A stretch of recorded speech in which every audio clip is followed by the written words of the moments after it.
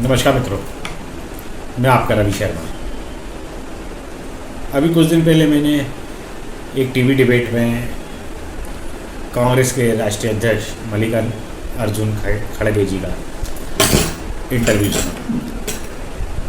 उनसे पत्रकार ने स्पष्ट पूछा कि संदेश खाली पे उनकी राय क्या है जो महिलाओं पर अत्याचार हो रहा।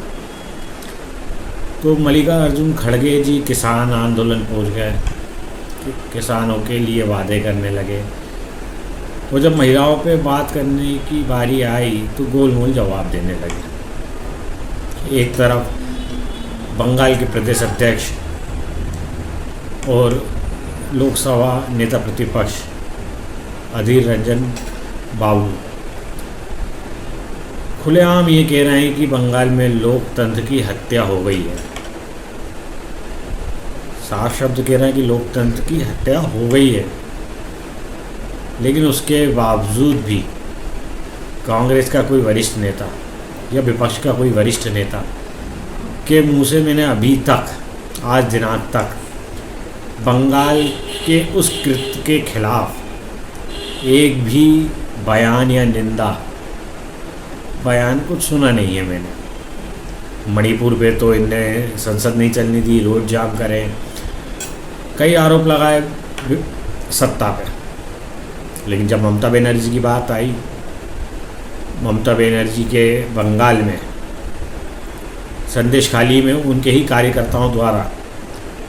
कार्यकर्ताओं महिलाओं पर जो यौन शोषण और अत्याचार किया गया सालों साल से किया जा रहा था, और टीएमसी का वहाँ का स्थानीय नेता जिला परिषद सदस्य शाहजहां शेख द्वारा वहाँ टीएमसी महिलाओं कार्यकर्ताओं के साथ टीएमसी कार्यालय पे बुलाकर उन महिलाओं पर अत्याचार करता था। इस बारे में पत्रकारों ने बंगाल की मुख्यमंत्री ममता बनर्जी से भी पूछा, तो उनने ये बोला, शर्मनाक बयान दिया कि ये भाजपा कार्यकर्ताओं की साजिश है। ममता जी, भाजपा कार्यकर्ताओं की वहाँ खुलेआम हत्या हो रही है। आपके ही संरक्षण में वहाँ महिला कार्यकर्ताओं के साथ बलात्कार हो रहा है। पंचायत चुनाव के बाद जो भाजपा की महिला कार्यकर्ताओं के साथ जो घिनौना कृत्य इस बंगाल में हुआ है वो इस पूरे भारत ने देखा है। और मुझे तो शर्म इस बात की आती है कि कांग्रेस, जिनके खुद कार्यकर्ताओं की बंगाल में हत्या हो रही है, वो ऐसे कृत्य पे खुद चुप क्यों बैठे हैं। हमारी बात छोड़ दीजिए कि अब वो हमारे पे अत्याचार कर रहा है नहीं कर रहा है। बंगाल में आपके ही कार्यकर्ताओं को मारा जा रहा है तृणमूल कांग्रेस के कार्यकर्ताओं द्वारा। बंगाल के सारे नेता, स्थानीय नेता से प्रदेश नेता तक टीएमसी का विरोध कर रहे हैं, लेकिन दिल्ली के सो कॉल्ड नेता टीएमसी के साथ गठबंधन कैसे हो जाएं, ये उज्जुआड़ में लगे हैं। और एक कांग्रेस के बहुत बड़े नेता जिन्होंने प्रधानमंत्री बनने का सपना देख रखा है, वो व्यक्ति न्याय यात्रा निकाल रहा है, लेकिन न्याय यात्रा में एक दिन भी एक शब्द भी बंगाल पे नहीं बोल सकता।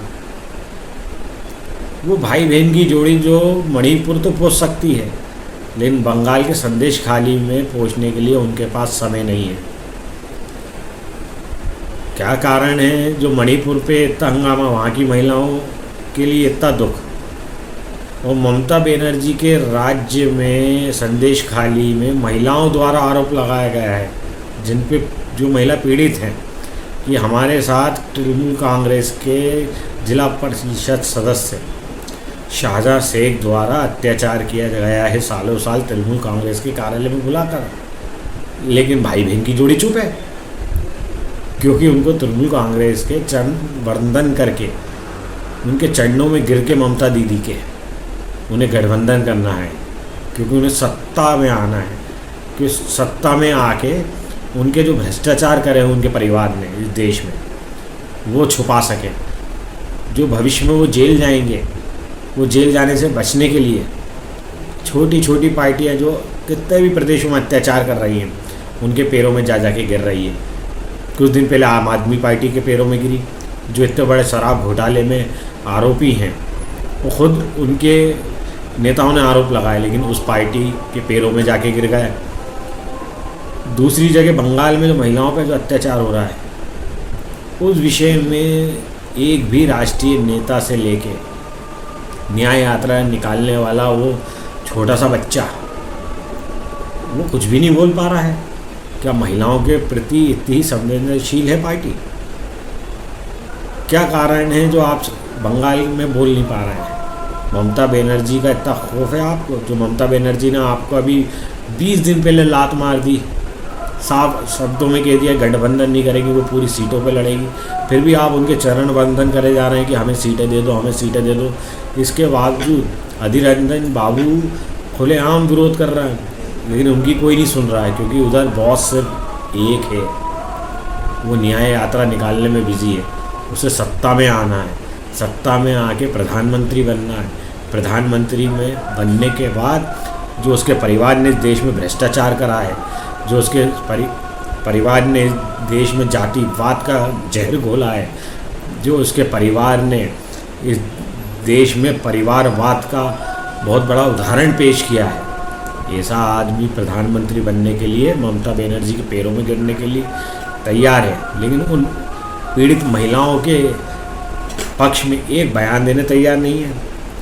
राहुल गांधी जी, अभी थोड़ी शर्म बची हो, उन महिलाओं के प्रति आपके मन में कोई संवेदनशीलता हो तो जाइए संदेश खाली करिए, विजिट वहाँ, उन पीड़ित महिलाओं से पूछिए कि उन पे क्या क्या अत्याचार करा है, और अपने साथ में अपनी एक बहन को ले जाइए जो खुद एक स्वयं महिला है।